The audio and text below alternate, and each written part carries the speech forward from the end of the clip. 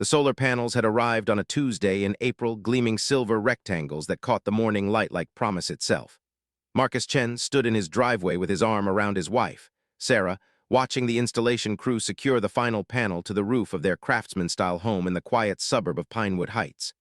Their teenage daughter, Emma, had taken a photo for Instagram with the caption, "Future is now. Sun with face going completely carbon neutral." It had taken them 2 years to save for this investment. 2 years of researching companies, comparing quotes, and having frank conversations about whether they could justify the expense. But Marcus worked as a solar engineer. Ironic, people said, that he'd waited so long to install his own system. The truth was more complicated. He'd wanted to be absolutely certain he was making the right choice, that the equipment was top tier, that the installation would be flawless. He'd learned long ago that certainty was a privilege earned through obsessive attention to detail. The system was designed to produce nearly 100% of their annual electricity needs. At an investment of $28,000 after rebates, it would pay for itself in roughly 8 years. More importantly, it represented everything Marcus believed in: independence, sustainability, and the audacious idea that you could control your own future if you were willing to work for it. Their neighbor across the street, Corinne Whitmore, had watched the entire installation from her driveway. She stood there most of the morning with a cup of coffee, her face arranged in what Marcus had come to recognize as her permanent expression of mild judgment. Corinne was the kind of neighbor who complained about lawn height to the HOA, who made pointed remarks about other people's vacation homes, who seemed to measure her own worth by meticulously comparing it to everyone else's. She'd moved into Pinewood Heights about 18 months ago, after a divorce she'd made everyone aware was her ex-husband's fault. She ran a luxury real estate business, specializing in legacy properties, as she frequently mentioned, and seemed to believe this entitled her to opinions on how everyone else should live. That evening, as Marcus and Sarah sat on their back patio celebrating with a bottle of wine they'd been saving, Sarah's phone lit up with a text from their neighbor Linda, 3 doors down. "Saw Corinne checking out your panels, the way she was looking at them. Girl, I think she's about to want some for herself." Sarah had laughed and showed Marcus the message. He'd smiled into his wine glass, not particularly invested in Corinne's desire for home improvements. What did he care if she got solar panels installed? Good for her, more power to her, literally. But a week later, Corinne came knocking on their door. Marcus answered to find her standing on the porch in designer athleisure wear, her hair professionally highlighted, her smile so bright it seemed almost painful. "Hi, Marcus. I hope I'm not bothering you. I just wanted to talk about your panels. They look amazing." "Thanks," Marcus said, already sensing where this was heading. "It's been a great investment so far." "I've been doing some research," Corinne continued, angling her body as if to come inside, though Marcus hadn't invited her past the threshold. "And I'm thinking about going solar too. The only issue is my roof is kind of east-facing, and the quote I got was honestly astronomical, like way more than I expected."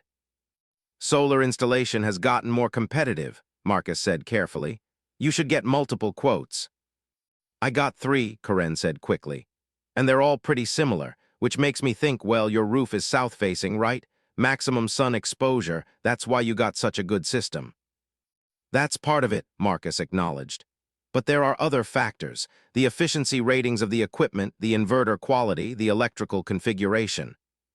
Right, Corinne interrupted.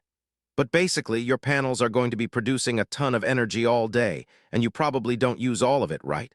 I mean, nobody's home during the day usually, and the system produces the most power when the sun is highest." Something in Marcus's chest tightened. He recognized the trajectory of this conversation like a pilot recognizing storm clouds on the horizon. "Where are you going with this, Corinne?" he asked, keeping his voice polite but allowing a degree of firmness to enter it. "I'm just thinking," she said, her smile never wavering. "What if we came to some kind of arrangement? You tap into excess power from your system, I pay you a reduced rate compared to what the utility charges, everyone wins. You get a little extra income, I get affordable solar power. It's actually very common in communities. I read about it on Reddit." Marcus felt his jaw tighten. "That's not how residential solar systems work, Corinne. The power doesn't just get diverted to whoever needs it. And honestly, it would create significant liability issues for me, and probably technical complications that." "Oh, I'm sure you could figure it out," she said, waving a hand dismissively. You're an engineer, right? Isn't that kind of your whole thing? My whole thing is engineering solar systems properly and legally, Marcus said, his voice now edged with something harder. What you're describing would violate our interconnection agreement with the utility company. If we were caught, we could lose our rebates, face fines, and potentially damage the equipment. It's not an option. Corinne's smile finally fractured. For just a moment, Marcus saw the calculation happening behind her eyes, the recalibration of strategy when charm had failed. Then the smile returned, a little thinner. Well, I just thought it was worth asking, she said lightly. Between neighbors, you know, but I get it, professional concerns and all that. I'll just figure out another way to afford it. She turned to leave, and Marcus thought that was the end of it. He should have known better. Should have recognized the tone in her voice, not acceptance but postponement. The difference between a door closing and a door being held open. He mentioned the conversation to Sarah that night, more as a funny anecdote than anything else. "Can you imagine?" he said, laughing a little. "She basically asked if I could tap into our system and run her entire house off our excess power." Sarah had looked troubled. "What did you say?" "I said no, obviously, and explained why. She seemed to take it okay, but—" He trailed off, not quite able to articulate the feeling he'd had as she left. The sense that something had shifted slightly, some invisible door opening to a possibility he couldn't quite define. "But what?" Sarah pressed. "Nothing," Marcus said. "Probably nothing." But it wasn't nothing. Over the next 2 weeks, Corinne's behavior changed in subtle but noticeable ways. She started appearing in her driveway whenever Marcus came home from work, usually occupied with some activity that didn't require much attention, watering plants, checking her mailbox, sitting on her porch swing. She'd wave. She'd smile. She'd occasionally call out friendly remarks about the weather or ask how the family was doing. It was neighborly behavior, the kind of thing people did in suburbs. The kind of thing that, if Marcus had documented it to some theoretical friend, would sound completely innocent. But it felt like observation, surveillance with a smile. Then one evening in early May, Marcus noticed something odd. He was heading out to the garage for something around 10 p.m. when he saw a vehicle he didn't recognize parked on the street directly adjacent to his property line. The car was a nondescript gray sedan with its lights off, engine idling softly. As Marcus watched from his driveway, trying to figure out why this suddenly made his spine feel cold, a man in a baseball cap got out and walked toward Corinne's house, carrying a clipboard. The man was gone within 5 minutes. The gray sedan pulled away. Marcus told himself it was nothing. Maybe a relative visiting. Maybe someone Corinne had hired for some work. There was no reason for the little alarm bells in his head to be ringing quite so insistently. But when he went inside and looked up at the monitor that showed their solar system's performance metrics, something he did most evenings out of pure engineering interest, he noticed something that made him sit down slowly at the kitchen table. The data was different. The voltage readings showed a fluctuation pattern he'd never seen before. It only lasted from about 10:15 p.m. to 10:30 p.m., and it was subtle enough that he almost missed it. But it was there. An external draw on the system that shouldn't be possible, that shouldn't exist. He pulled up the detailed logs and felt ice water move through his bloodstream. Someone had tapped into his solar system, physically connected it to an external circuit. He didn't know how, not yet, but he knew what he was seeing in the data. The signatures of it were unmistakable to a trained eye. Marcus sat in the darkness of his kitchen for a long time, his hands shaking slightly as he pulled out his phone and called the solar installation company. When no one answered, it was nearly midnight. He pulled up his contract and began to read it with the intensity of a man who just realized he was in a war and had only now received notice of it. By the time Sarah came downstairs and found him there, Marcus had already made a decision. He wasn't going to confront Corinne. Not yet. Not until he knew exactly what she'd done and exactly how to prove it. Because one thing was certain. His neighbor had just crossed a line that she very much should not have crossed, and Marcus Chen, methodical, patient Marcus Chen who'd built a career on precision and problem-solving, was going to respond in a way that would make her regret the moment she'd ever thought his generosity and good nature were weaknesses she could exploit. The solar panels on his roof gleamed in the moonlight, and somewhere in the darkness of the suburban night, the game had begun. He installed additional monitoring software on his solar system, programs designed to track not just power output, but power input and any anomalous electrical signatures. He reviewed the installation blueprints with meticulous care, comparing them against what he knew Corinne's property looked like. He drove past her house at different times of day, noting where electrical lines ran, how the properties were positioned relative to each other, what kind of equipment or modifications might have been made that would allow for an external tap. By Thursday morning, he had a theory. By Friday afternoon, he had confirmation. The connection was subtle, so subtle that if Marcus hadn't been looking for it, it would have taken months to discover. Corinne's house and his house were positioned such that their electrical systems shared a property line that ran almost directly along the fence between them.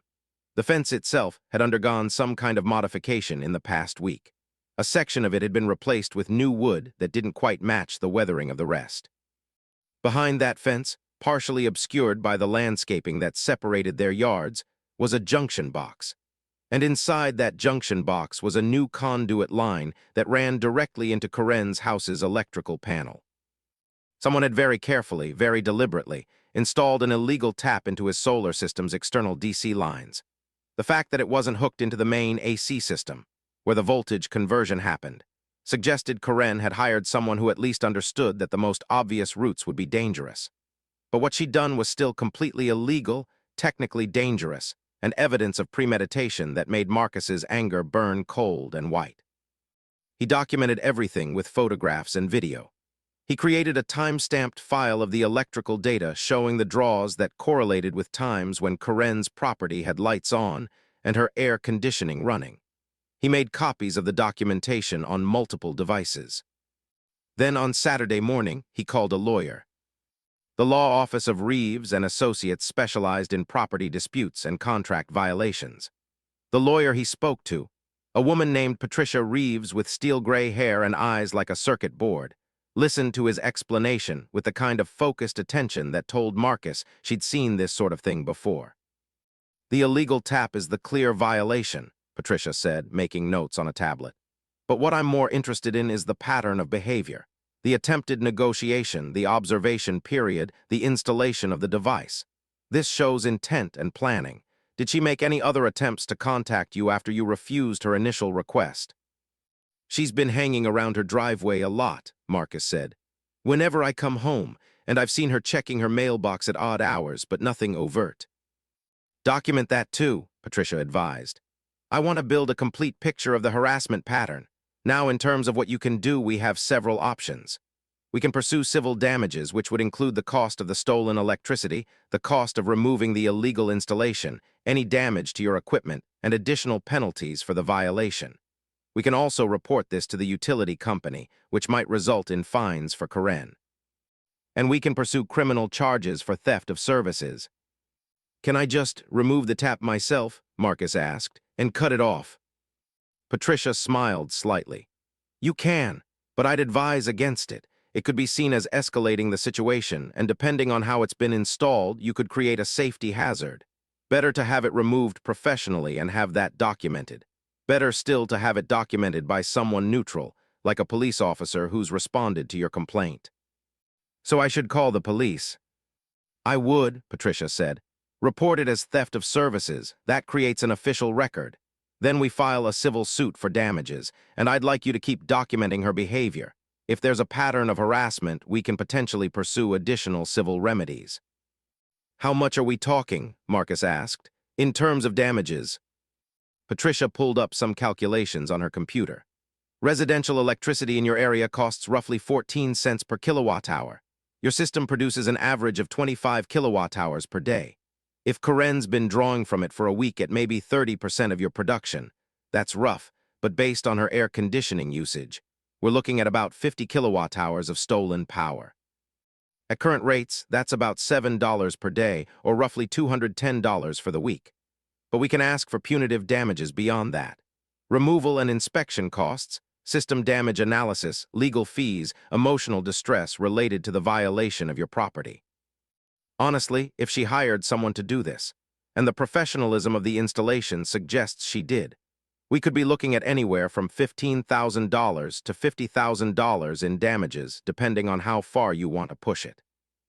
Marcus had expected that number to feel good. Instead, it felt hollow. It wasn't about the money. Money was easily replaced. What Karen had done was violate his space, his trust, his safety. She demonstrated that she was willing to cross lines that most people would never even consider crossing, and she'd done it with apparent premeditation. "I want to push it," Marcus said quietly, "as far as it needs to go." That afternoon, Marcus filed a police report. The officer who came to his house, a man named Detective Morrison with tired eyes and a methodical approach, documented everything with professional thoroughness. He examined the junction box with Marcus, took photographs, and made notes. He didn't seem particularly surprised by any of it. "We see this more than you'd think," Morrison said as he was leaving. "People figure that solar systems are in the gray area, that it's hard to prove who's using the power, that the utility companies won't care. They're usually wrong on all counts. I'll file this as theft of services, and you should receive a case number. Keep documentation of everything. If we can prove Karen hired someone to do the installation, we might be able to pursue more serious charges." "What happens next?" Marcus asked. "I'll interview her," Morrison said. "She'll probably deny it or claim she didn't know it was illegal. Most people do. But between the physical evidence and your electrical data, you've got a solid case. Worst case for her, she pays fines and removes the equipment. Best case, well, depends on what a jury decides." By Monday morning, Karen had been contacted by the police. The knowledge of this reached Marcus via a phone call from their mutual friend Linda, who'd seen a police car at Karen's house. Marcus was at work when the call came. He was in a conference room presenting on utility interconnection standards to a room full of junior engineers when his phone buzzed. He finished his thought, dismissed the room, and took the call. "Oh my God, Marcus," Linda said, her voice tight with excitement and barely suppressed schadenfreude. "Did you call the cops on Karen?" "I filed a police report for theft of services," Marcus said carefully. "Is that a problem?" "Well, no, I mean, wow, okay. So Karen called me about an hour ago absolutely freaking out. Said there was some detective at her house asking questions about your solar panels. She says she has no idea what he's talking about, that she would never steal electricity, that this is some kind of misunderstanding, and that you're being totally unreasonable." "Is that so?" Marcus said flatly. "She's saying she's going to call a lawyer. And Marcus, she's really angry, like really angry. She's talking about suing you for defamation or something, for filing a false report." Marcus felt something in his chest settle. This was how guilty people reacted. Not with confusion or shock, but with immediate escalation, with threats, with attempts to turn the tables. "Thanks for letting me know," he said. "I appreciate it." "Are you okay?" Linda asked. "Like, is everything okay? This is pretty intense." "Everything's fine," Marcus said. "I just needed to protect my property and my family's safety. Everything else is going to take care of itself." By Wednesday, Karen had hired a lawyer. By Thursday, Marcus received a cease and desist letter claiming that his filing of a police report constituted defamation, harassment, and tortious interference with her business. The letter was aggressive and poorly reasoned, which told Marcus that Karen's lawyer knew they were on shaky ground. Patricia Reeves laughed when Marcus showed her the letter. "This is beautiful," she said, actually laughing. "She's essentially admitting that your accusations are damaging to her reputation, which implies they have merit. If she were innocent, she wouldn't need to threaten defamation. She'd just point out that she was innocent." "What do I do?" Marcus asked. "Ignore it," Patricia said. "It's a bluff. She's hopping you'll back down, but you won't, and by continuing to press forward, you're actually strengthening our case. The more desperate she becomes, the clearer it is that she has something to hide." But Karen didn't back down. Instead, she did what cornered people sometimes do. She pivoted. She switched from aggression to manipulation. On Friday afternoon, Marcus arrived home to find her standing in his driveway, her expression arranged into something that was supposed to look remorseful. "Marcus," she called out as he was getting out of his car, "can we talk, please?" Every instinct screamed at him to ignore her, to get in the house and lock the door. But he was a man who believed in understanding people, in seeing the complexity beneath surface behaviors. So he stood there in his driveway, keys in hand, and waited. "I made a mistake," Karen said, and her voice had the quality of someone who'd rehearsed these words in the mirror. "A huge mistake. I wasn't thinking clearly. I was going through some financial stress, and I saw what seemed like an easy solution, and I didn't think about it properly. I didn't consider that it was wrong." "You considered it enough to hire someone to install a professional tap into my electrical system," Marcus said evenly. That's not a lack of thinking, that's deliberate action. I know, Karen said, and now there were tears in her eyes. Real tears or performative tears, Marcus found he couldn't immediately tell, and that uncertainty bothered him. I know, and I'm so sorry. I've removed it. I had it disconnected yesterday. The electrician has documentation. I can show you everything. I'm asking you to drop the police report. To let this go, please. Marcus looked at her, at the vulnerability she was displaying, at what appeared to be genuine remorse. And he felt something in his chest fracture slightly. Because the problem was, he'd seen this kind of performance before. His ex-girlfriend had done it in the weeks before they'd broken up. Performative contrition followed by the same behavior, just more hidden. His mother had done it when she needed something. It was a tool that manipulative people used because it usually worked. I can't do that, Marcus said quietly. I've already filed a report. The police are investigating. That's out of my hands now. But you could tell them you were mistaken, Karen said urgently. You could tell them you investigated more thoroughly and found an explanation. There is no explanation, Marcus interrupted. You stole electricity from my house. You had someone tap into my system without permission. That's not a gray area. That's not a misunderstanding. It's a crime. Karen's expression hardened. The tears didn't stop. She kept them flowing, kept her body positioned in a pose of vulnerability. But something in her eyes changed. Marcus saw it clearly then, the moment when she understood that this approach wasn't going to work, and the slight curl of rage that appeared beneath the sadness. You're going to regret this, she said softly. I've been nothing but nice to you and Sarah and Emma, and this is how you repay that, by destroying my life over a mistake. Your mistake was hoping I wouldn't find out, Marcus said. Your real mistake was betting that I wouldn't do anything about it. You miscalculated. Now you're facing consequences. That's not my doing, that's yours. He turned and walked into his house, and he didn't look back. But he should have.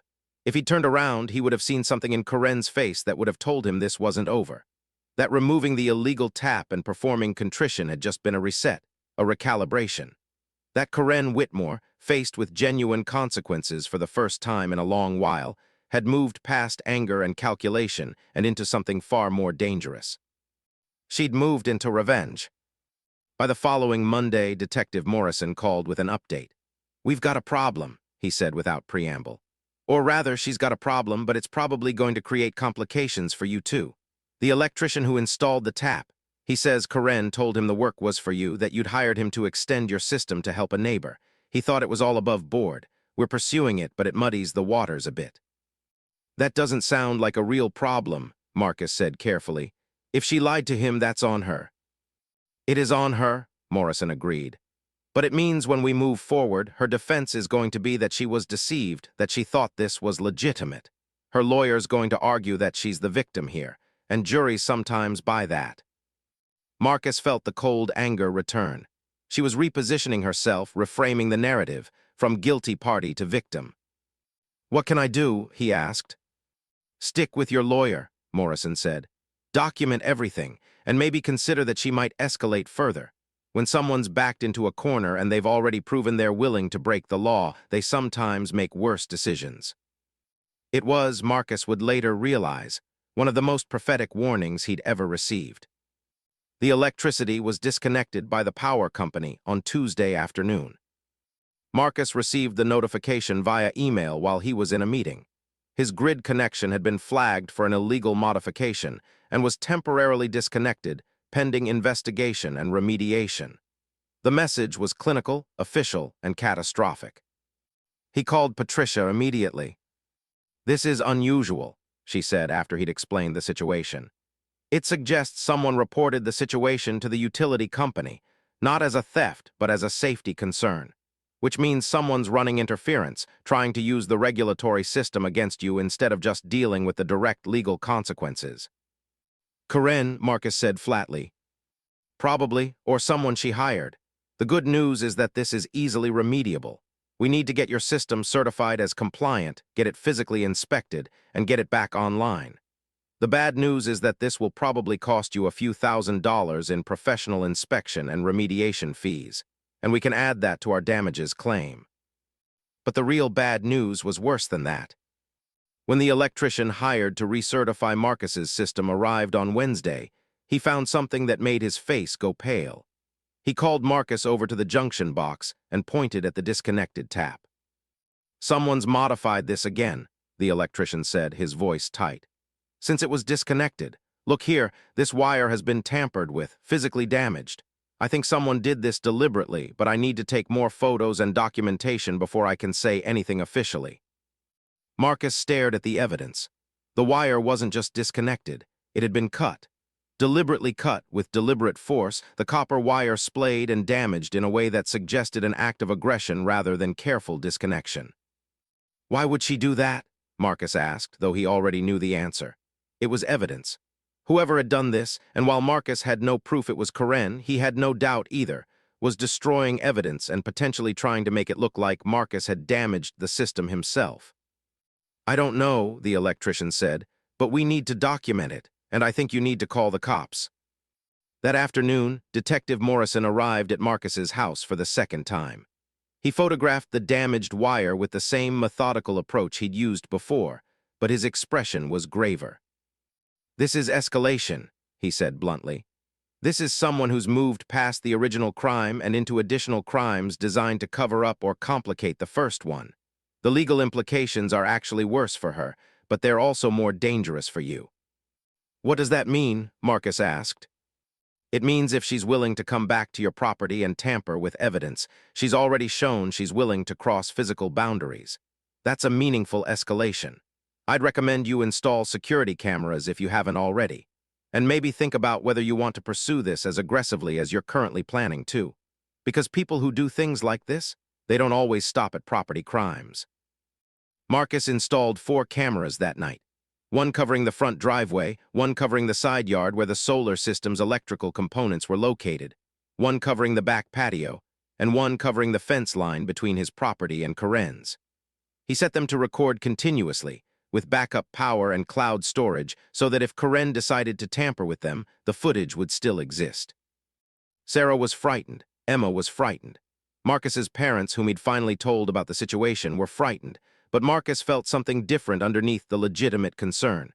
He felt a sense of clarity, the same clarity he felt when troubleshooting a complex engineering problem.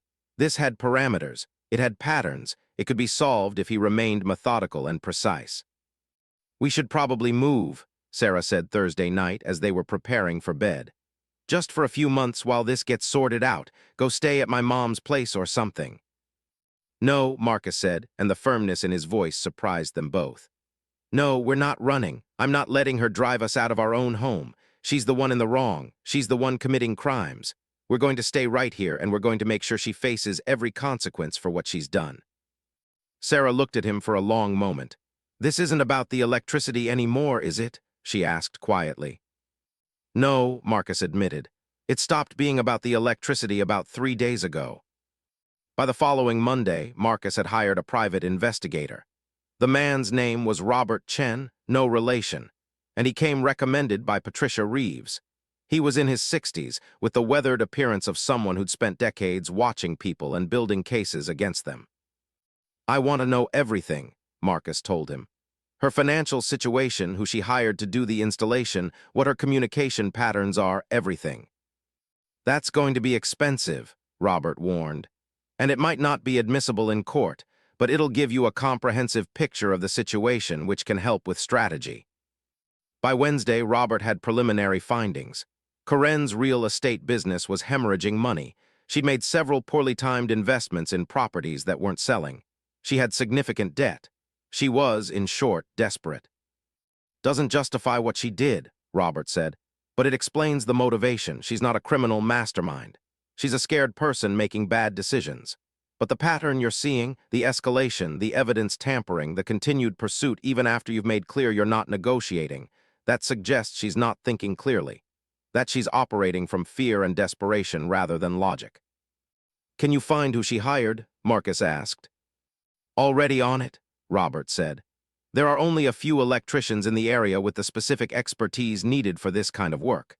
We're cross-referencing against her financial records, payment history, and phone records." By Friday, Robert had a name: Derek Vance, an electrician with a history of cutting corners and doing work off the books for cash. He'd been arrested twice for theft and once for breaking and entering, though the most serious charges had been pled down to misdemeanors. "This is good," Patricia said when Marcus told her. "We can pursue charges against him separately, and we can use his history to establish that Karen was knowingly hearing someone to do illegal work. That shows intent." "Can I talk to him?" Marcus asked. "Can I ask him why he agreed to do it?" "Absolutely not," Patricia said firmly. "Do not contact him, do not attempt to interview him, do not even communicate with him in any way. Leave that to law enforcement." But Marcus already had Derek Vance's phone number, which Robert had provided with a delicate cough, and a statement that while Marcus was free to do what he wanted, Robert would be very sad if any of his investigative work were actually used by Marcus to contact potential witnesses. So Marcus didn't call. Instead, he gave the information to Detective Morrison, and he waited. What he didn't account for was that Karen would get to Derek first. It happened on Saturday afternoon. Marcus was in the garage working on some solar system diagnostic software when his phone rang. It was an unknown number. He almost didn't answer, but some instinct told him to. "Mr. Chen," a woman's voice, professional and cold. "This is Detective Sarah Walsh with the County Sheriff's Department. I'm calling regarding an incident at your neighbor Karen Whitmore's residence this morning." Marcus's stomach dropped. "What kind of incident?" "A break-in," Detective Walsh said. "Her house was broken into sometime in the early morning hours.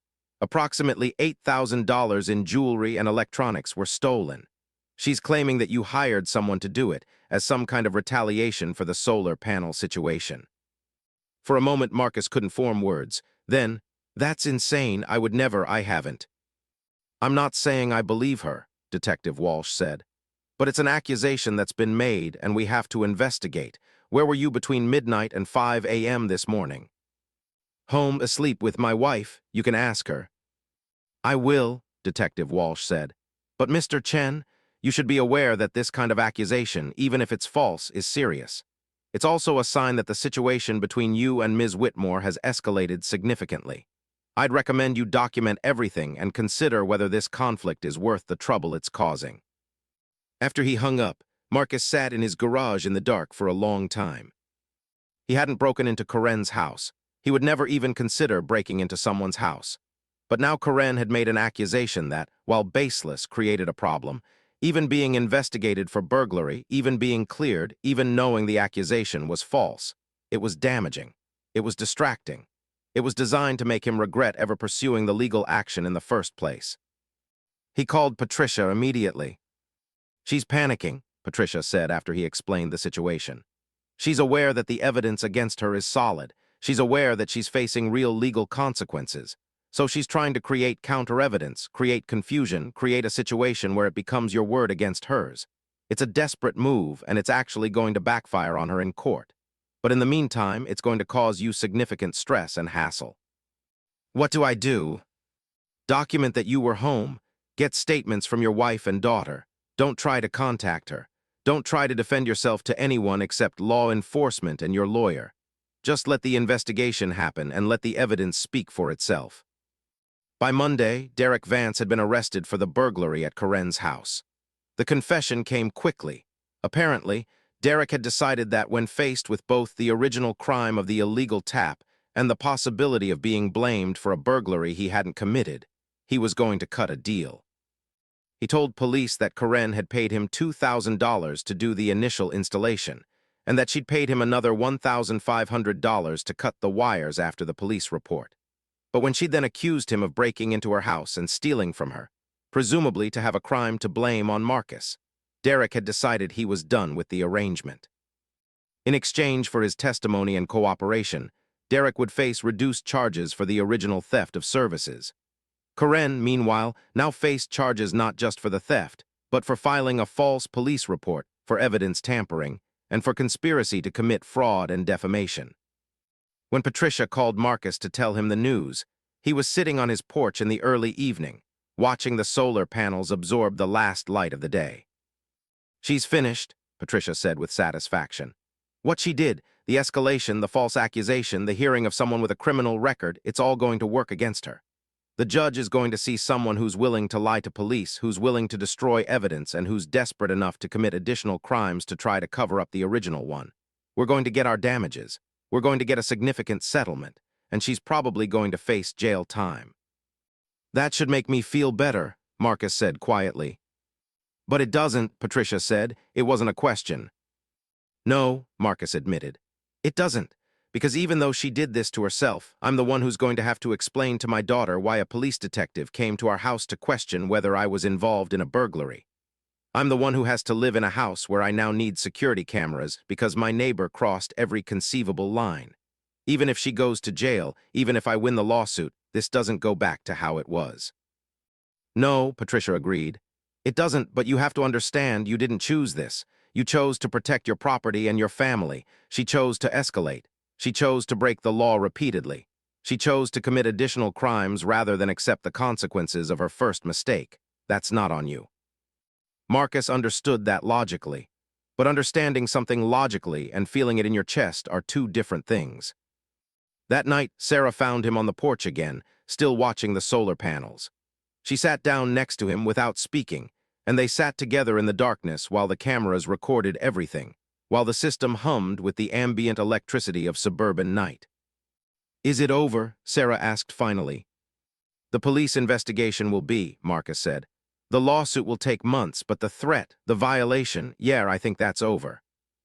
"Good," Sarah said, and then after a long pause, "I'm proud of you for not backing down, but I'm also worried about what this has done to you. You don't seem like yourself." "I am myself," Marcus said.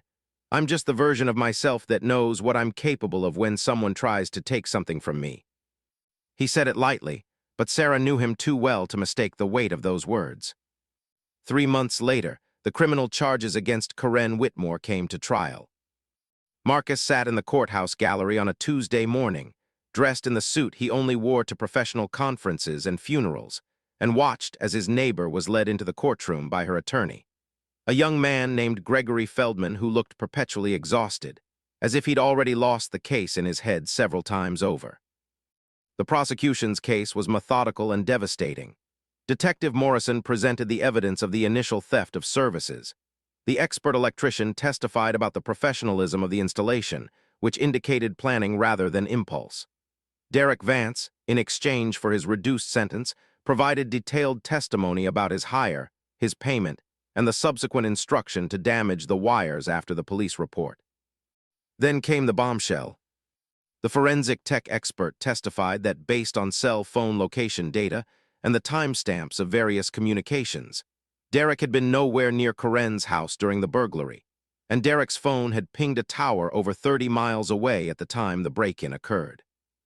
"So Mr. Vance couldn't have committed the burglary that Ms. Whitmore reported?" the prosecutor asked.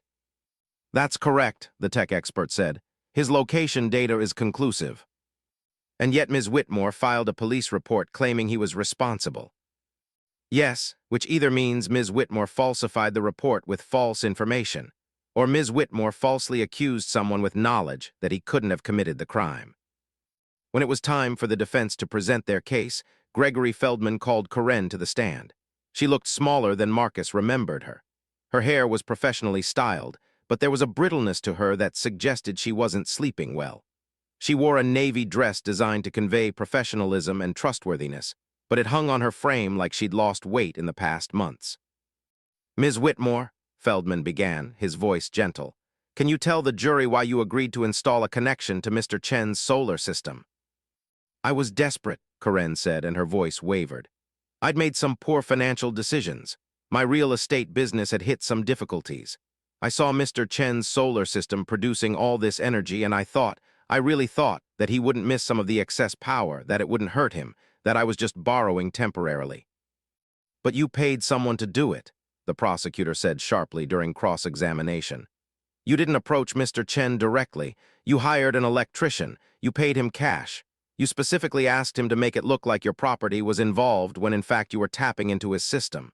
Doesn't that suggest you knew it was illegal?" "I was confused," Corinne said, and now tears were streaming down her face. "I wasn't thinking clearly. I was scared and desperate, and I made a mistake." "A mistake," the prosecutor repeated. "That mistake cost Mr. Chen thousands of dollars in damage assessment, professional removal, legal fees, and emotional distress. A mistake that led to you cutting wires, committing another crime to try to destroy evidence of your first crime. and a mistake that led to you filing a false report against Mr. Vance, accusing him of burglary. How many mistakes does it take before someone is not making mistakes, but instead is just committing crimes? Corinne didn't have an answer for that. The jury deliberated for 6 hours. When they returned, the verdict was guilty on all counts: theft of services, evidence tampering, filing a false police report, and conspiracy to commit fraud. Corinne's face, when the verdict was read, seemed to crumple inward, as if her body was collapsing into itself. She gripped the edge of the defendant's table, and for a moment Marcus thought she might actually fall. The sentencing hearing was scheduled for 2 weeks later. During that time, Marcus tried to return to normal life. He went back to work. He attended Emma's soccer game. He and Sarah had dinner with friends. He lay in his bed at night and felt the same but fundamentally different, like a photograph that had been exposed to too much light and would never quite recover its original clarity. On the day of sentencing, he went back to the courthouse. Corinne was led into the room again, but this time she was in handcuffs. She didn't look at him. She looked at the judge with the expression of someone hopping for mercy but not really expecting to find it. The judge, an older man named Henry Rothschild, with the grave demeanor of someone who'd been deciding other people's fates for decades, reviewed the case file.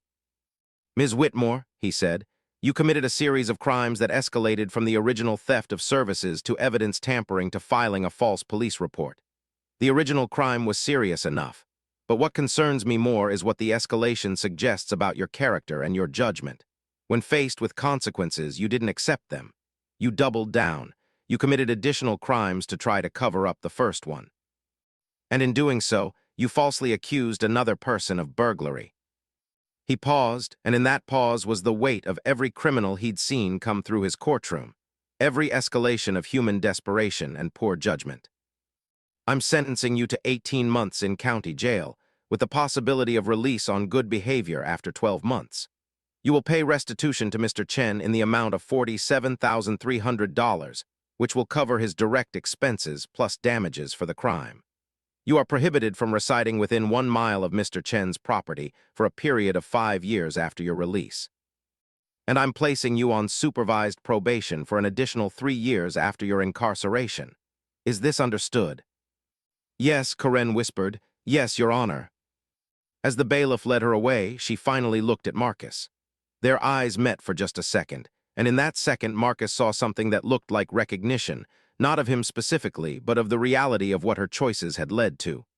And then she was gone, disappearing through a side door, and it was over. That should have been the end of it. That should have been the resolution, the moment where Marcus could put this all behind him and move forward with his life. But as he was leaving the courtroom, Patricia Reeves walked alongside him. "There's something you should know," she said quietly. "The civil suit against Corinne would normally proceed parallel to the criminal case. But given the verdict, I suspect she's going to want to settle rather than drag this out further. We could potentially get our full $47,300 in damages, plus additional compensation for the civil violation." "Good," Marcus said, because he was tired, and he wanted this to be over. "But there's something else," Patricia continued. "Corinne's attorney reached out to me this morning. He's offering something in exchange for you not pursuing the full civil case. He's offering you access to all of Corinne's communications during the planning phase of the crime. All of her emails, text messages, financial records, everything that would show her state of mind, her premeditation, and potentially help you understand exactly how far she was planning to escalate things." "Why would I want that?" Marcus asked, though he suspected he already knew the answer. "Because you're wondering," Patricia said gently. "You're wondering if there was more, if she was planning something worse, if the burglary accusation was just the beginning of a strategy to destroy your life, or if it was the extent of her plan. And I suspect knowing the answer to that question matters to you more than the money ever will." He was silent as they walked to his car. "I could get the documents," Patricia continued, "but I wanted to ask you first. Because once you know what's in there, once you understand the full depth of her intent, you can't unknow it. And sometimes not knowing is better for your peace of mind than knowing." Marcus stopped at his car door and turned to face Patricia. "How bad?" he asked. "I don't know yet," Patricia admitted. "That's why it's a negotiation. But based on what her attorney said, there's enough there to suggest she was considering additional actions. Whether those were serious plans or just frustrated thoughts in emails to friends, I can't say." Get the documents, Marcus said. I want to know. That night, Marcus sat in his home office with the printouts of Coren's communications spread across his desk. What he found was, in its way, more disturbing than anything that had actually happened. There were emails to her sister describing her plan to tap into his system with almost technical precision. There were text messages to Derek Vance negotiating payment and discussing the installation. But there were also other things. Private messages to a friend where Coren discussed making sure that smug bastard pays, and discussed how much satisfaction she would get from seeing him get arrested for breaking into my house. There were searches on her browser history for "Can I sue my neighbor for defamation?" "How to make someone's life hell legally," and "Revenge against someone who wronged you." And then there was the document that made Marcus's blood run cold.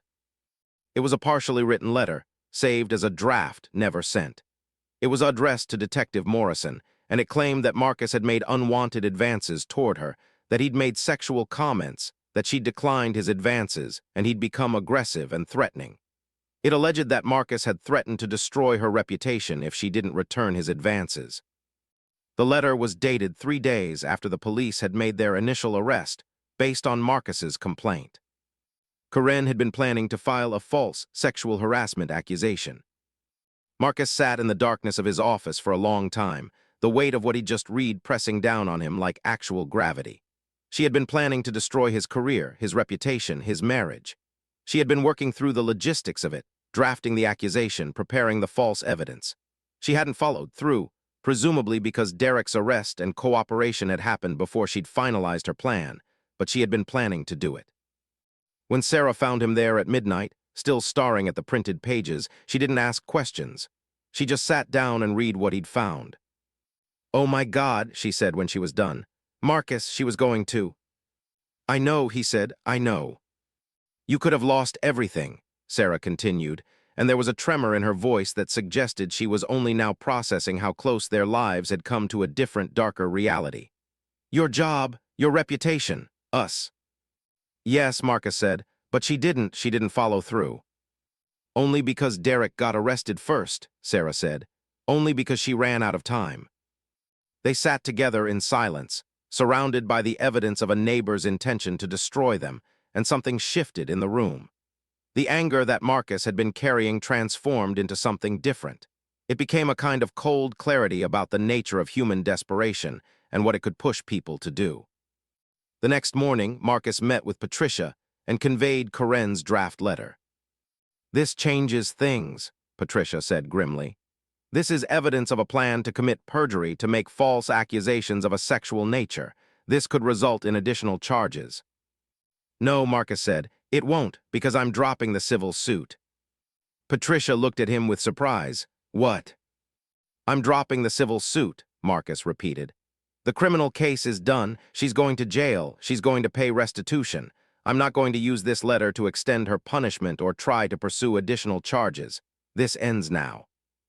"Marcus," Patricia said carefully, "I understand the desire to move on, but she's already committed multiple serious crimes. This is evidence of an intention to commit additional crimes. A jury would want to see this." "I don't care," Marcus said. "I'm done. I've won. She's in jail. That's the end of it." "Why?" Patricia asked. Marcus thought about that for a long moment. "Because if I don't stop, if I keep escalating, if I keep trying to maximize her punishment and her suffering, then I'm not winning. I'm just continuing the same cycle she started, and I don't want to be that person." "That's noble," Patricia said dryly, "but it's also naive. People who do what she did don't typically learn their lessons. They go to jail, they get released, and they do it again to someone else." "Then she'll face consequences for that too," Marcus said. "But I'm not going to spend the next 5 years of my life making sure she suffers as much as possible. That's not justice. That's revenge, and I don't want to be someone who pursues revenge." Patricia closed her folder and looked at him thoughtfully. "You know what's interesting?" she said. "Most people in your position would want the maximum punishment. They'd want to see her destroyed, but you're choosing restraint. Do you know how rare that is?" "It doesn't feel rare," Marcus said. "It feels like I'm just trying to go back to my life." "That's exactly why it's rare," Patricia replied. The civil settlement was finalized 2 weeks later. Karen agreed to pay the full $47,300 in restitution over a 5-year period once she was released from jail. In exchange, Marcus agreed not to pursue additional civil damages and not to pursue charges related to the draft letter Karen had written. When it was done, when the paperwork was signed and the case was officially closed, Patricia sent Marcus an email with a single line. "You made the right choice, the kind of right choice that matters." But Marcus wasn't entirely sure she was correct. Because that night, as he looked out at his solar panels catching the last light of the day, he found himself wondering if there was a difference between being right and being satisfied, and whether the restraint he'd chosen was actually wisdom or just another form of defeat. 6 months into Karen's 18-month sentence, Marcus found that he couldn't look at his solar panels the same way anymore. They were still beautiful. They were still producing power efficiently, converting sunlight into the electrical current that ran his life. But every time he looked at them, he saw the conflict they'd generated. He saw the illegal tap, the tampering, the escalation. He saw himself sitting in a dark office, reading the draft letter of false accusations that his neighbor had been planning to send to the police. The case had become famous in local circles. There were articles online about it. Woman sentenced for stealing solar power. Desperate real estate agent commits string of crimes. Marcus had become something of a local hero in engineering circles, the guy who'd caught a crime through meticulous data analysis and pursued justice through the system rather than violence. But heroism, he was learning, was an exhausting way to live. Sarah noticed it first. "You're distant," she said one evening as they were preparing dinner. "You're here, but you're not really here." "I'm fine," Marcus said, which was the response he'd been giving to everyone for 6 months. "Just tired." "You're not fine," Sarah said, and her voice had the edge of someone who'd been holding back something for a while. "You've been not fine since the sentencing. You won. Karen's in jail. The legal system worked, but you look like you lost something." Marcus set down the knife he'd been using to chop vegetables and turned to face her. "Do you know what I think about when I can't sleep?" he asked. "I think about that draft letter. I think about how close I came to being destroyed by false accusations that I had no way to defend against. I think about how if Derek hadn't gotten arrested, if Karen had sent that letter, if a jury had believed her, everything I've built would be gone. My career, my reputation, my marriage, everything gone. And I think about how the only thing that saved me was timing. Luck." "So you're upset that you were lucky?" Sarah asked, and there was something in her tone that suggested this was a test, that she was trying to understand something fundamental about who he'd become. "I'm upset that I spent so much energy pursuing punishment for someone who almost destroyed my life, and then I decided at the last moment to show mercy," Marcus said. "And I'm not sure if that decision was noble or if it was just cowardice dressed up as morality." "Did mercy feel good?" Sarah asked. "No," Marcus admitted. "It felt like I was letting her win." "But she didn't win," Sarah said. "She's in jail. She lost her business. She lost her home. She lost her freedom. She lost everything. And you let her off with partial restitution and a path to parole after 12 months instead of extending her suffering. How is that her winning?" "Because I still don't know what she was thinking," Marcus said. "I don't know if the draft letter was just a moment of anger, a hypothetical she never really planned to send, or if it was the beginning of a carefully constructed frame job. And I chose not to know. I chose restraint over certainty." Sarah was quiet for a long moment. Then, "Would knowing change anything? If we knew for certain that she was planning the full destruction of your life, that she was going to send that letter with full intent, would that make you feel better?" "Yes," Marcus said immediately. "How?" Sarah asked. "How would it make you feel better to know that your neighbor hated you that much? To know that she was willing to lie to the police to destroy you completely?"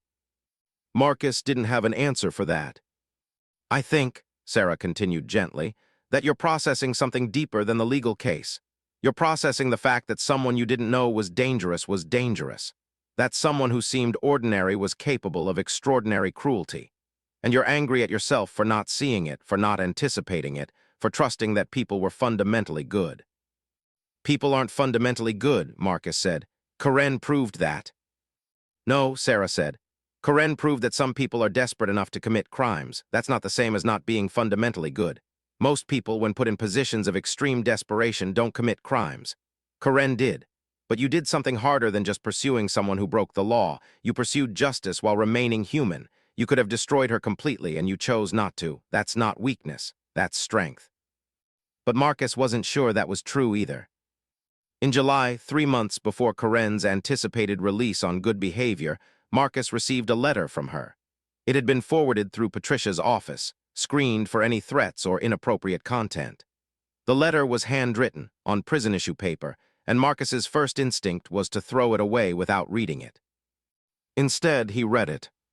Marcus, I'm writing this because I probably won't get the chance to say this to your face, and because I think I owe you an explanation or at least an attempt at one.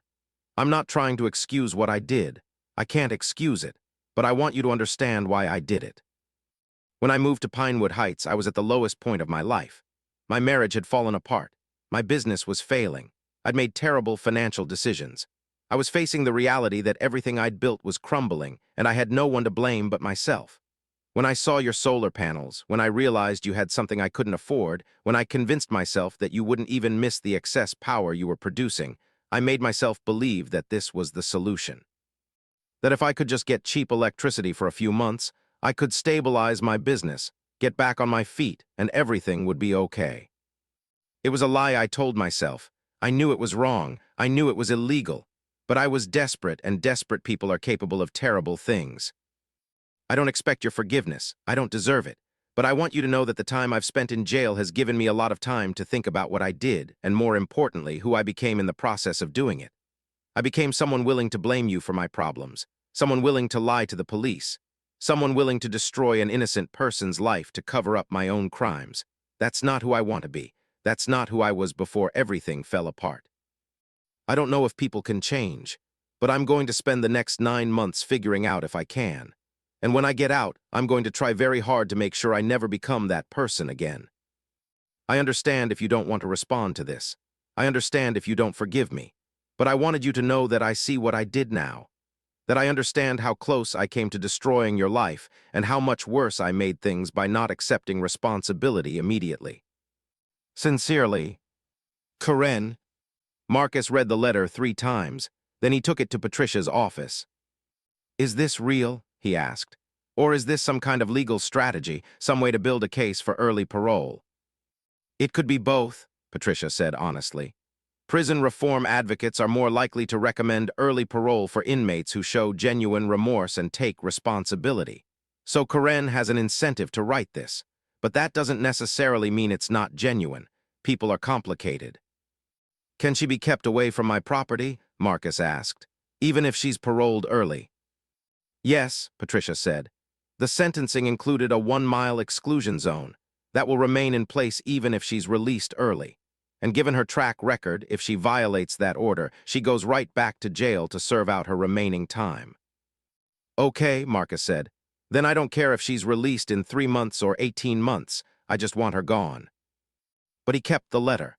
He read it again a few days later and then a few days after that. He tried to determine whether Karen's words were genuine remorse or sophisticated manipulation, and the answer he kept arriving at was, it doesn't matter. It didn't matter because his life was no longer dependent on Karen's character or her ability to feel remorse. His life was what it was, and her feelings about what she'd done were her problem to work through, not his. In September, exactly 9 months into her 18-month sentence, Karen was released on parole. The news came to Marcus via a letter from the Department of Corrections, noting that she had complied with the conditions of her early release and that she had been assigned to a halfway house 10 miles away, well outside the exclusion zone. She's out, Marcus told Sarah that evening. She's officially out of jail. And Sarah asked. And nothing, Marcus said. I think I'm ready to move on. But moving on proved more complicated than he'd anticipated.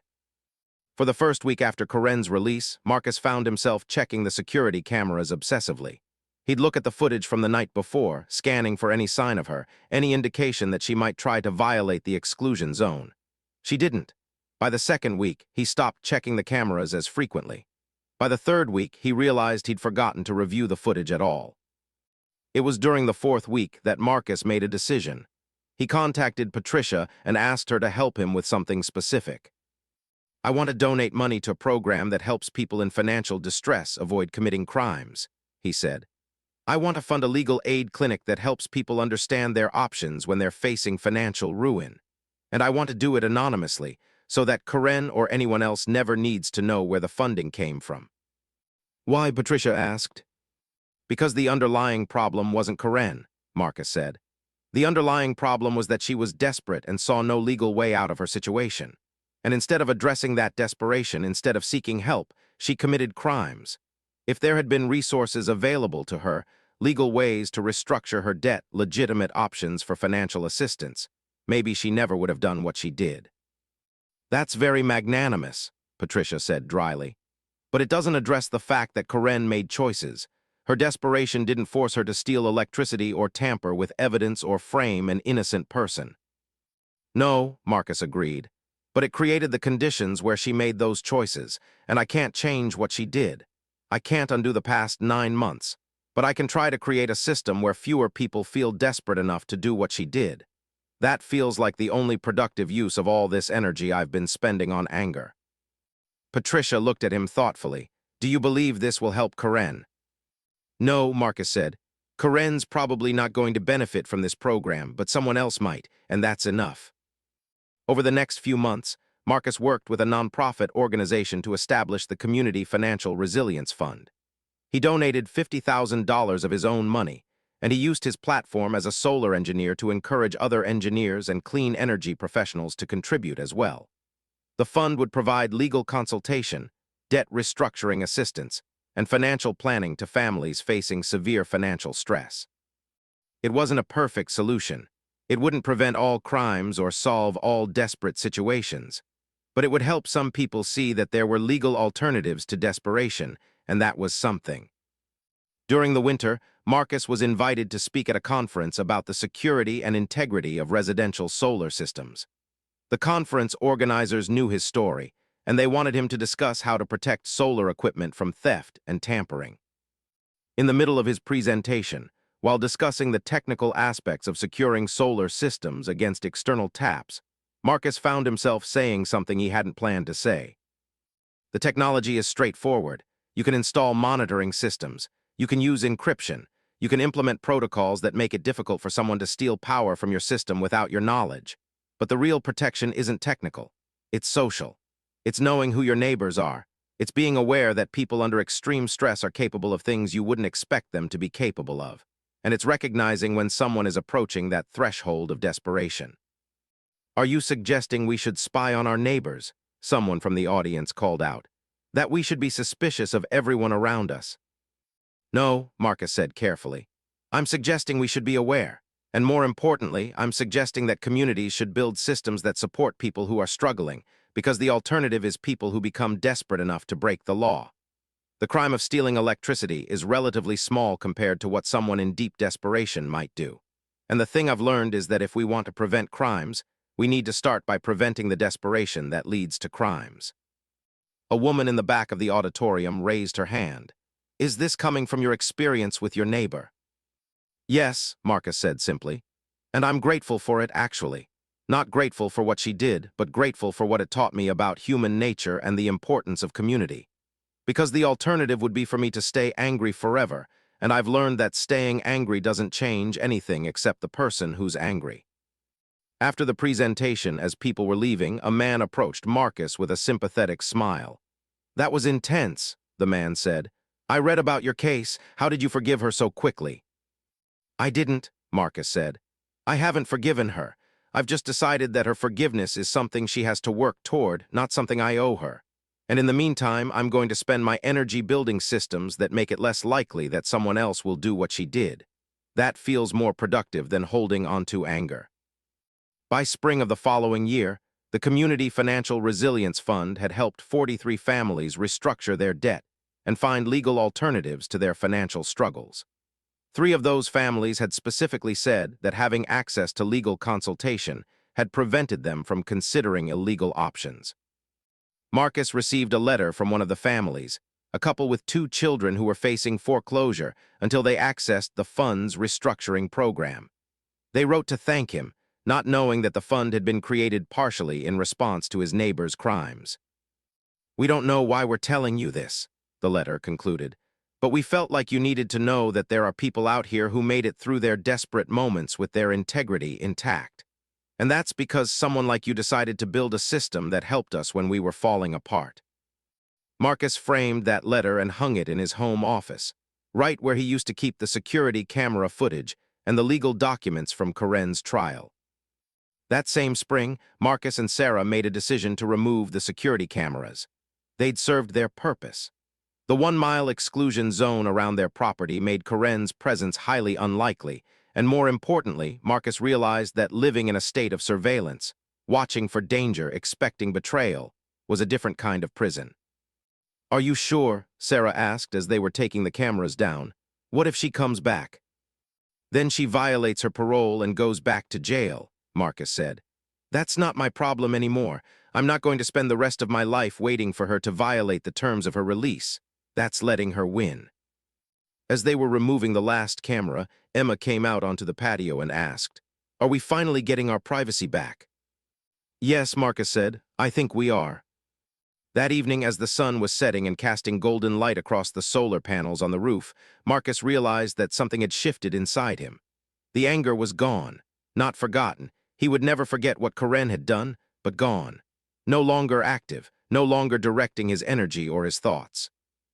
What remained was something clearer and less destructive. It was an understanding of human nature that was more complex than he'd previously possessed. It was an appreciation for systems and the importance of building them thoughtfully. And it was a commitment to making sure that desperation, when it struck people in his community, would be met with structure and support rather than leading them toward crime. "I think," Sarah said that night as they were standing on the patio, looking at the solar panels catching the last light of the day, "that you've finally come to terms with all of this." "I have," Marcus agreed. "It took longer than I thought it would, but I'm here now." "Where's here?" Sarah asked. "At peace," Marcus said. "Not with what happened, but with what I did about it. I pursued justice, I got justice, and then I chose to let it go and focus on something constructive instead. I think that's the end of the story." But Marcus was wrong about one thing. It wasn't quite the end of the story. 18 months after Corinne's release from jail, Marcus received an email from an attorney representing a client he didn't immediately recognize. The email was brief. "Dear Mr. Chen, my client, James Rothstein, recently became aware of an unauthorized electrical tap into his solar system. Investigation revealed that the tap was performed by Derek Vance, the same individual who performed an illegal installation on Ms. Corinne Whitmore's behalf. Upon further investigation, it appears that Mr. Vance has been running a systematic operation installing illegal solar taps throughout the region, specifically targeting homeowners with high-capacity systems and excess power production.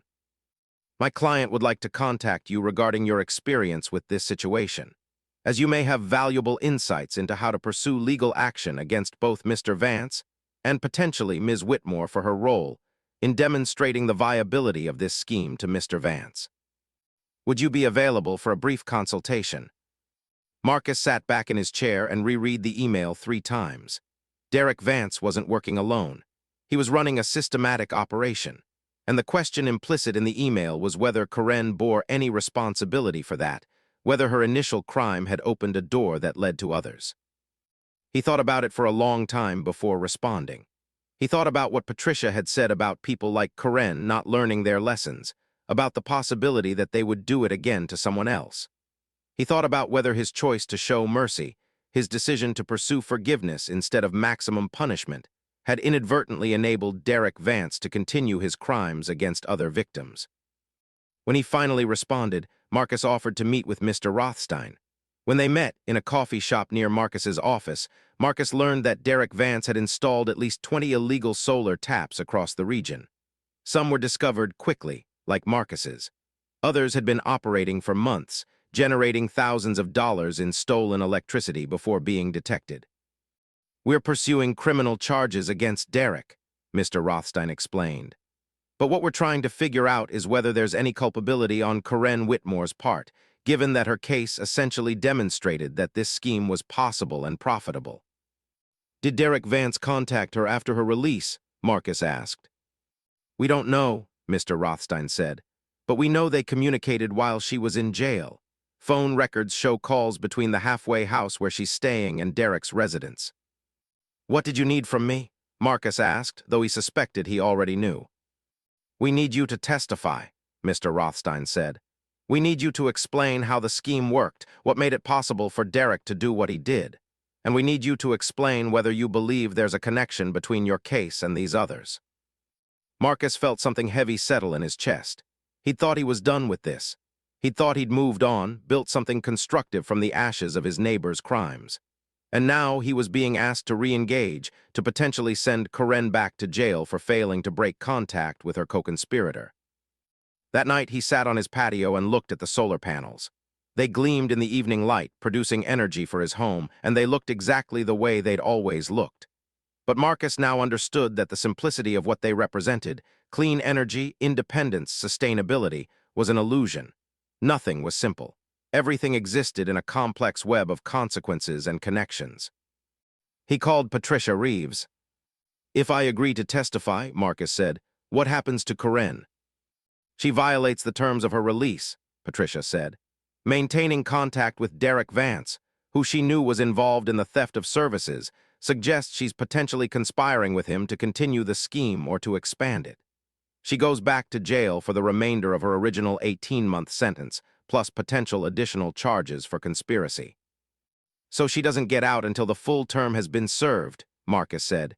"Maybe longer." "Yes," Patricia said, "which is probably what should have happened in the first place if you'd pursued the full civil case and pressed for additional charges based on the draft letter." "I chose mercy," Marcus said quietly. "You did," Patricia agreed. "And I respected that choice.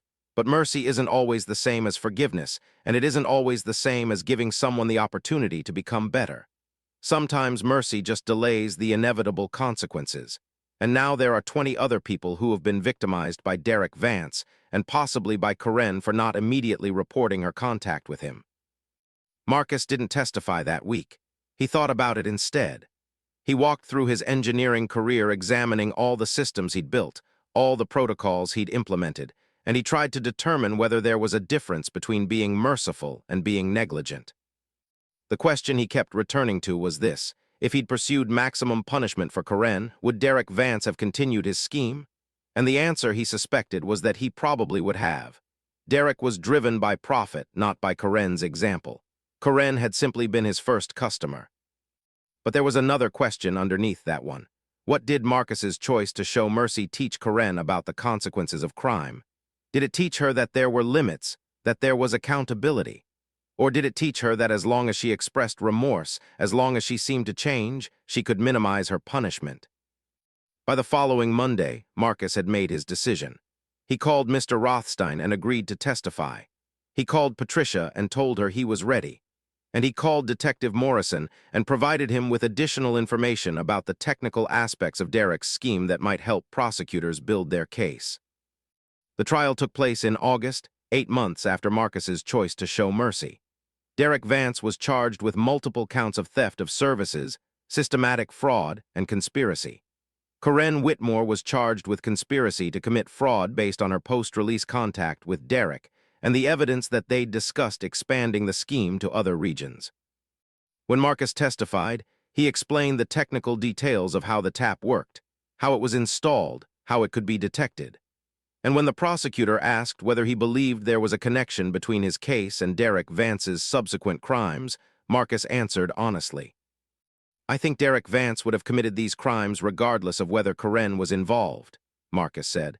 "But I think Karen's involvement demonstrated that the scheme was viable, and I think her decision to contact Derek while on parole suggests she may have been encouraging him or providing advice. Whether that rises to the level of conspiracy, that's for the jury to determine." Karen took the stand in her own defense, and she looked like someone who'd understood, finally, that there was no escape from the consequences of her choices. She testified that she'd contacted Derek only to apologize for involving him in her scheme, and that she had no knowledge of his subsequent crimes. But the jury didn't believe her. They convicted her on conspiracy charges, and the judge sentenced her to an additional 12 months in jail, to be served consecutive to any remaining portion of her original sentence. As Karen was being led away after sentencing, she looked at Marcus. This time there was no recognition in her eyes. There was only resignation. That evening, Marcus sat with Sarah on the patio, and he felt the strange weight of having done both mercy and justice, of having chosen forgiveness and then chosen accountability, of having lived in two different realities depending on his actions. "Do you regret it?" Sarah asked. "Showing mercy, I mean. If you'd pressed for everything from the beginning, Derek might have been caught sooner and 20 people wouldn't have been victimized." "I regret that I didn't understand what mercy meant," Marcus said. "I thought it meant letting her off easily, but what it actually meant was giving her a chance to prove she was different from who she'd been. And she wasn't different. She failed the test, so the mercy wasn't wasted, it was just ineffective." "And now," Sarah asked, "now she goes back to jail, and Derek goes to jail, and the 20 victims of Derek's scheme will receive restitution. The system worked, eventually. It just took longer than it would have if I'd been less merciful at the beginning." "Do you wish you'd been less merciful?" Sarah asked. Marcus thought about that question for a long time. He thought about what his life would have been like if he'd pursued maximum punishment from the beginning. He thought about the anger he would have carried, the vindication he would have felt, the different person he would have become. "No," he said finally. "I don't wish that. I wish I'd understood what mercy actually meant. I wish I'd had clearer boundaries about what forgiveness entailed. But I don't wish I'd been different. This person, the one who tried to balance justice with compassion and got it wrong and then learned from being wrong, this is who I want to be." The solar panels on the roof gleamed in the evening light, and somewhere in the darkness of the suburban neighborhood, other systems were producing energy for other homes, and Marcus hoped that none of those homes would contain people desperate enough to break the law to stay afloat. A week later, Marcus received a letter from Mr. Rothstein, thanking him for his testimony. The letter included a note. "The other victims wanted you to know that your willingness to come forward, even though you'd already been through so much, helped us get justice. Your testimony was crucial in securing Derek's conviction and Corinne's additional sentencing. Thank you for understanding that sometimes mercy needs to be followed by accountability." Marcus kept that letter with the one Corinne had written from prison, and he kept both letters in his office as reminders of the complexity of choosing how to respond when someone wrongs you. That night, as he was reviewing the electrical performance of his solar system, a ritual that had continued even after the conflict with Corinne had ended, Marcus noticed something that made him smile slightly. The system was producing exactly as efficiently as the day it had been installed. No theft had damaged it. No crime had diminished its capacity. The solar panels were resilient. They'd been tested, and they'd endured. They'd been the source of a conflict that had taught Marcus more about himself, about community, about justice and mercy, and the complex intersection of all three than anything else in his life. And as the final quarter of sunlight disappeared from the sky, and the solar panels ceased their work for the day, Marcus understood that this was how stories ended. Not with clear resolution or perfect justice, but with understanding. With the knowledge that you'd done your best with incomplete information and complicated circumstances, and with the acceptance that your best was sometimes going to be right and sometimes going to be wrong, and that the measure of a person wasn't in never making the wrong choice, but in being willing to recalibrate when you discovered you had. The solar panels would produce energy tomorrow just as they always did. Marcus would review the data just as he always did. And somewhere, Corinne Whitmore was beginning another sentence in jail, and Derek Vance was beginning his, and 20 other victims were learning to live with what had been taken from them. Justice wasn't perfect. Mercy wasn't always wise. But in the balance between them, in the constant recalibration of how to respond to human failure and desperation, there was perhaps the closest thing to wisdom that Marcus could achieve. And as the darkness settled over the quiet suburb of Pinewood Heights, the solar panels waited for tomorrow's sun, and Marcus waited with them, patient and watchful, having learned at last that the greatest power wasn't in what you could generate or control, but in what you could endure and transform. The Community Financial Resilience Fund had become a model for other communities. What had started as Marcus's response to one neighbor's desperation had evolved into a comprehensive program operating in 5 states, helping hundreds of families avoid financial catastrophe. Corinne Whitmore was released from prison after serving her complete sentence plus the additional 12 months. She relocated to another state, and according to the last information Marcus received through mutual acquaintances, was working as an administrative assistant in a non-profit organization focused on financial literacy and community support. Derek Vance was sentenced to 5 years in federal prison and was prohibited from working in the electrical trade for a decade after his release. The 20 victims of his scheme received full restitution plus damages. The solar panels on Marcus's roof continued to produce reliable, clean energy for his home. He no longer checked the monitoring systems obsessively. He no longer installed security cameras. He'd learned to trust that systems, both technical and human, were usually resilient enough to withstand interference if you built them thoughtfully and maintained them carefully. And in a suburb far from Pinewood Heights, in a house that contained different solar panels on its roof, a new engineer was just beginning to experience what it meant to have someone abuse a system they'd trusted to work honorably. But that, as they say, is another story entirely.